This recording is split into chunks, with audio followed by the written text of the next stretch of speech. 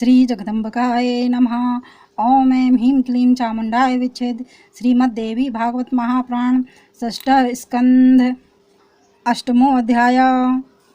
इंद्राणी को बृहस्पति की शरण में जानकर नहुष का क्रुद्ध होना, देवताओं का नहुष को समझाना, बृहस्पति के परामर्श से इंद्राणी का नहुष से समय मांगना, देवताओं का भगवान विष्णु के पास जाना और विष्णु का उन्हें देवी को प्रसन्न करने के लिए अश्वमेध यज्ञ करने को कहना, बृहस्पति का सची को भगवती की आराधना करने को कहना, सची की आराधना से प्रसन्न होकर देवी का प्राकट्य होना और सची को इंद्र का दर्शन देना। देव व्यास जी बोले, वे सची देवगुरु की शरण में चली गई हैं। ऐसा सुनकर कामवाण से आहत नहुष अंगिरा पुत्र बृहस्पति पर बहुत कुपित हुआ और उसने देवताओं से कहा, यह अंगिरा पुत्र बृहस्पति आज मेरे द्वारा निश्चय ही मारा जाएगा, क्योंकि मैंने ऐसा सुना है कि उस मूर्ख ने इंद्राणी को अपने घर में रखा है। इस प्रकार नहुष को क्रुद्ध देखकर प्रधान ऋषियों सहित देवतागण उस दुष्ट से सामनीति युक्त वचन बोले। हे राजेंद्र, क्रोध दूर करो और पापकारिणी बुद्धि का त्याग करो। हे प्रभु, मनीषियों ने धर्मशास्त्र में पर स्त्री गमन की निंदा की है। इंद्र की पत्नी सची सदा से अत्यंत साध्वी, सौभाग्यवती और पतिव्रता है। फिर अपने पति के जीवित रहते हुए कैसे दूसरे को पति बना सकती हैं? हे विभो, आज इस समय आप तीनों लोकों के स्वामी तथा धर्म के रक्षक हैं। आप जैसा राजा अधर्म में स्थित हो जाए तब तो निश्चय रूप से प्रजा का नाश हो जाएगा। राजा को सब प्रकार से सदाचारी की रक्षा करनी चाहिए। यहाँ स्वर्ग में तो सची के सदृश सैकड़ों प्रमुख अप्सराएं हैं। महात्माओं ने रति को ही श्रृंगार का कारण बताया है। बल प्रयोग किए जाने पर तो रस की हानि ही होती है। हे नृपश्रेष्ठ, जब स्त्री पुरुष दोनों में एक समान प्रेम रहता है तभी उन दोनों को अधिक सुख प्राप्त होता है। अतः हे देवेंद्र, पर स्त्री गमन की यह भावना छोड़ दीजिए और श्रेष्ठ आचरण कीजिए, क्योंकि आपको इंद्र जैसा अति श्रेष्ठ पद प्राप्त है। हे राजन, पाप से संपत्ति का क्षय होता है और पुण्य से महान वृद्धि होती है, इसलिए पाप कर्म छोड़कर सात्विक बुद्धि का आश्रय लीजिए। नहुष ने कहा, हे देवताओं, जब देवराज इंद्र ने गौतम की पत्नी के साथ और चंद्रमा ने बृहस्पति की पत्नी के साथ अनाचार किया था तब तुम लोग कहाँ थे? लोग दूसरों को उपदेश देने में बहुत कुशल होते हैं, परंतु उपदेश देने वाला तथा उसका पालन करने वाला पुरुष दुर्लभ होता है। हे देवताओं, वह सची मेरे पास आ जाए, इसी में आप सबका परम कल्याण है। इससे उसको भी अत्यंत सुख मिलेगा। अन्य किसी भी प्रकार से मैं संतुष्ट नहीं होऊंगा। यह मैं तुम लोगों से कह रहा हूँ, इसलिए विनय से या बलपूर्वक तुम लोग उसे शीघ्र ही मुझे प्राप्त कराओ। उसकी यह बात सुनकर भयभीत देवताओं और मुनियों ने उस कामातुर नहुष से कहा, हम लोग सामनीति से इंद्राणी को आपके पास लाएंगे। ऐसा कहकर वे लोग बृहस्पति के निवास पर चले गए। व्यास जी बोले, तदंतर वे देवतागण अंगिरा के पुत्र बृहस्पति के पास जाकर हाथ जोड़कर उनसे बोले, हमें ज्ञात हुआ है कि इंद्राणी को आपके घर में शरण प्राप्त है। उन्हें आज ही नहुष को देना है, क्योंकि वह इंद्र बना दिया गया है। यह सुलक्षणा सुंदरी उन्हें पति के रूप में वरण कर ले। यह दारुण वचन सुनकर बृहस्पति ने देवताओं से कहा, मैं शरण में आई हुई इस पतिव्रता सची का त्याग नहीं करूँगा। देवगण बोले, तब दूसरा कोई उपाय करना चाहिए जिससे वह आज प्रसन्न हो जाए, अन्यथा क्रुद्ध होने पर वह दुराध्य हो जाएगा। देवगुरु बोले, सुंदरी सची वहां जाकर राजा को अपनी बात से अत्यंत मोहित करके यह शपथ ले कि अपने पति को मृत जानने के बाद ही मैं आपको अंगीकार करूंगी। अपने पति इंद्र जीवित रहते मैं किसी दूसरे को पति कैसे बना लूं, इसलिए उन महाभाग की खोज के लिए मुझे जाना पड़ेगा। इस प्रकार वह मेरे कथन के अनुसार शपथ लेकर और राजा को छल कर अपने पति को लाने का प्रयत्न करे। ऐसा विचार करके सभी देवता बृहस्पति को आगे करके इंद्र पत्नी सची के साथ नहुष के पास गए। उन सभी को आया हुआ देखकर वह कृत्रिम इंद्र नहुष हर्षित हुआ। उस सची को देखकर वह आनंदित हो गया और प्रसन्नता पूर्वक बोला, हे प्रिय, आज मैं इंद्र हूँ। हे सुंदर नेत्रों वाली, मुझे पति रूप में अंगीकार करो। मैं देवताओं के द्वारा संपूर्ण लोक का पूज्य बना दिया गया हूँ। नहुस के ऐसा कहने पर सची ने लज्जित होकर कांपते हुए कहा, हे राजन, हे सुरेश्वर, मैं आपसे एक वर प्राप्ति की इच्छा करती हूँ। आप कुछ समय तक प्रतीक्षा करें, जब तक मैं यह निर्णय कर लूं कि मेरे पति इंद्र जीवित है या नहीं, क्योंकि इस बात का मेरे मन में संदेह है। मन में इसका निश्चय करने के अनंतर मैं आपकी सेवा में उपस्थित होंगी। हे राजेंद्र, तब तक के लिए क्षमा कीजिए, यह मैं सत्य कह रही हूँ। अभी यह ज्ञात नहीं है कि इंद्र नष्ट हो गए हैं या कहीं चले गए हैं। इंद्राणी के ऐसा कहने पर नहुस प्रसन्न हो गया और ऐसा ही हो यह कहकर उसने उन देवी सची को प्रसन्नता पूर्वक विदा किया। राजा से मुक्ति पाकर वह पतिव्रता सची शीघ्रता पूर्वक देवताओं के पास जाकर बोली, आप लोग उद्यमशील होकर इंद्र को ले आने का प्रयास करें।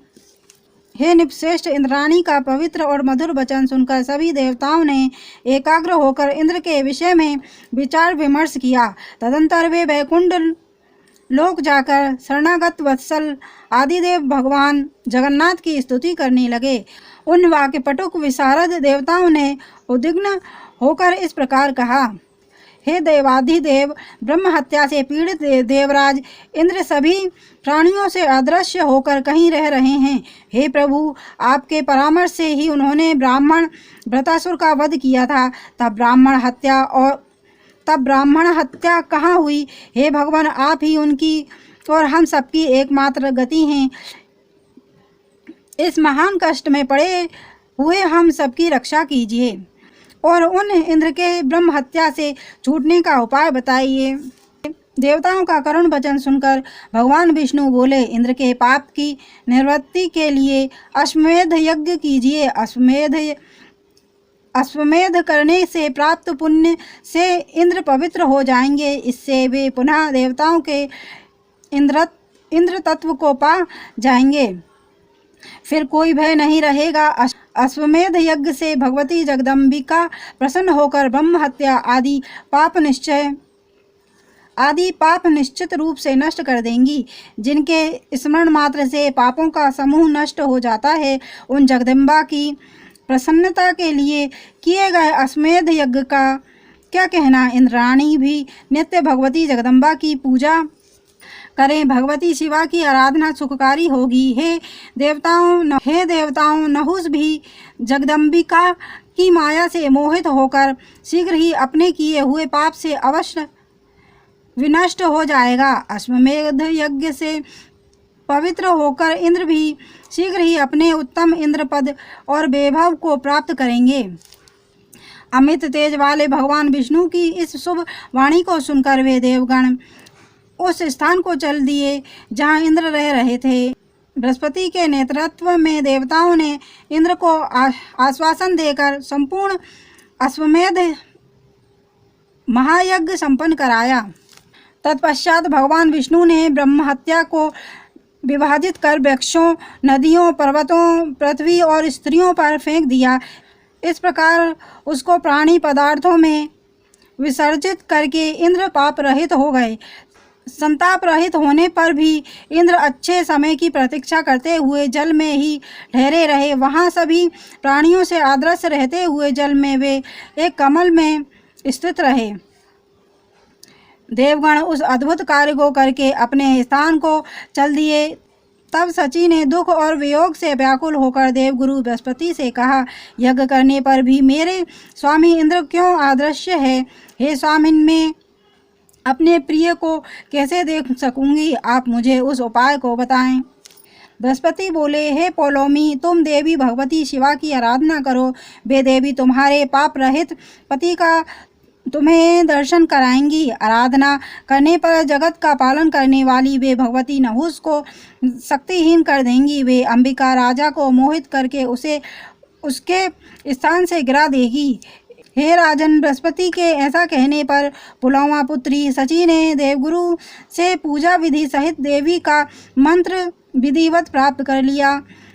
गुरु से मंत्र विद्या प्राप्त करके देवी सची ने बलि पुष्प आदि शुभ अर्चना से भगवती श्री भुवनेश्वरी की सम्यक आराधना की। अपने प्रिय पति के दर्शन की लालसा से युक्त सची समस्त भोगों का त्याग कर तपस्विनी का वेश धारण कर देवी का पूजन करने लगी। आराधना करने पर कुछ समय बाद प्रसन्न होकर भगवती ने उन्हें प्रत्यक्ष दर्शन दिया। वे वरदायिनी देवी सौम्य रूप धारण किए हुए हंस पर सवार थी। वे करोड़ों सूर्यों के समान प्रकाशमान, करोड़ों चंद्रमाओं के समान शीतल, करोड़ों विद्युत के समान प्रभा से युक्त और चारों वेदों से समन्वित थी। उन्होंने अपनी भुजाओं में पाप अंकुश, अभय तथा वर मुद्राएं धारण कर रखी थी। चरणों तक लटकती हुई स्वच्छ मोतियों की माला पहने हुए थी। उनके मुख पर मधुर मुस्कान थी और वे तीनों नेत्रों से सुशोभित थी। ब्रह्मा से लेकर कीट पर्यंत सभी प्राणियों की जननी, करुणा स्वरूपणी, अमृत की सागर स्वरूपा तथा अनंत कोटि ब्रह्मांडों की अधीश्वरी वे परमेश्वरी सौम्य थी तथा अनंत रसों से आपूरित स्तन युगल से सुशोभित हो रही थी। सबकी अधीश्वरी, सब कुछ जानने वाली, कूटस्थ और बीजाक्षर रूपिणी वे भगवती उद्यमशील इंद्रपत्नी सची से प्रसन्न होकर मेघ के समान अत्यंत गंभीर वाणी के द्वारा उन्हें परम हर्षित करती हुई कहने लगी। देवी बोली, हे सुंदर कटि प्रदेश वाली इंद्रप्रिय, अपना अभिलाषित वर मांगो। तुम्हारे द्वारा सम्यक प्रकार से पूजित मैं अत्यंत प्रसन्न हूँ।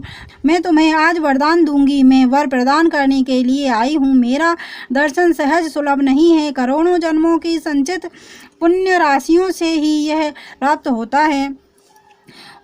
उनके ऐसा कहने पर इंद्रपत्नी देवी सची ने सम्मुख स्थित होकर उन प्रसन्न भगवती परमेश्वरी से विनत भाव से कहा, हे माता, मैं अपने पति का अत्यंत दुर्लभ दर्शन, नहुस से उत्पन्न भय का नाश और अपनी पद की पुनः प्राप्ति चाहती हूँ। देवी बोली, तुम मेरी इस दूती के साथ मानसरोवर चली जाओ, जहाँ मेरी विश्वकामा नामक अचल मूर्ति प्रतिष्ठित है। वहीं तुम्हें भयभीत और दुखी इंद्र के दर्शन हो जाएंगे। कुछ समय बाद मैं पुनः राजाओं को मोहित करूंगी। हे विशालाक्षी, तुम शांतचित्त हो जाओ। मैं तुम्हारा अभिलषित कार्य करूंगी। मैं मोहग्रस्त राजा नहुस को इंद्रपद से गिरा दूंगी। व्यास जी बोले, तदंतर परमेश्वरी इंद्रपत्नी को ले जाकर देवी की दूती ने शीघ्रतापूर्वक उनके पति इंद्र के पास पहुंचा दिया। गुप्त रूप से रहते हुए अपने पति उन देवराज इंद्र को देखकर और इस प्रकार चिरकाल से वंचित अपने वर की प्राप्ति करके वे सची अत्यंत प्रसन्न हुई। इति श्रीमद्देवी भागवते महापुराणे अष्टादशसहस्रस्यां संहितां षष्ठस्कन्धे इंद्राण्यशक दर्शनम नामाष्टमो अध्याय। और देवी भागवत की महिमा सुनना अगर आपको पसंद है तो चैनल को लाइक एंड सब्सक्राइब करें। धन्यवाद।